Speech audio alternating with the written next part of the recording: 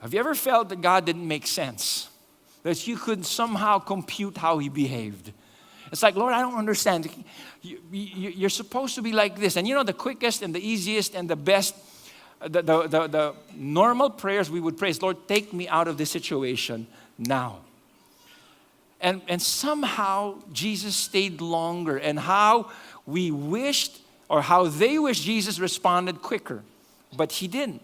Now, I was reading an article because last year there was a book that a man released and wrote. I don't know if you know the man's name. This guy, Stephen Curtis Chapman, wrote a book. He's a Grammy Award winner. Wrote a book and wrote a lot of songs as well. Grammy Award winner. Songs like "I Will Be Here." Gary Valenciano made it popular here in the Philippines. "For the Sake of the Call," "Warrior" from the movie War Room.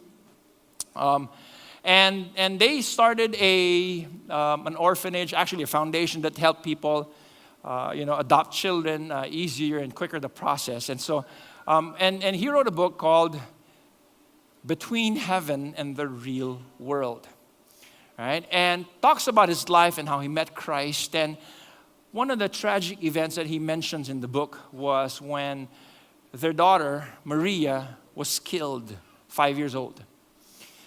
They had 3 children of their own and 3 other children from China that they adopted. And the youngest was Maria, who's 5 years old right there in the picture.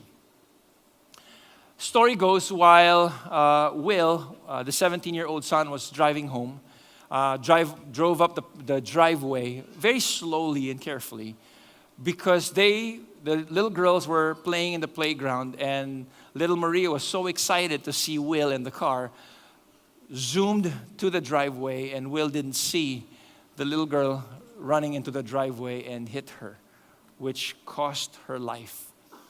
And so it was a extremely tragic moment. And in the article I was reading, Stephen Curtis Chapman was saying something like, he screamed at the top of his voice and said, "God, you can't let this happen.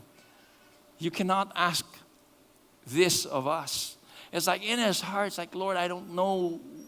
This is something difficult for us to go through. And in the part of the article said something like this: we didn't know how we were going to take the next breath. I don't know if you've ever felt that you don't know where the next breath was going to come from. It's like every single moment, the next moment, your heart might stop breathing, or beating rather, because of just the situation that you're in. And it's just, we didn't know where we're going to take the next breath. I'd go to where nobody could hear me and scream until my voice was almost gone. It sure didn't and still does not make sense, but I never felt that God abandoned us. Never felt that God abandoned us. And then he says further, he says in the article, but that's what faith is. It's living with the questions. That doesn't mean you have all the answers. That's exactly what faith is. And I don't know if some of you here, that's the situation you're in. You do have a lot of questions. And it may not seem to come at the time you want them to be answered. But he says that's what faith is. It's not knowing all the answers and still trust in Him.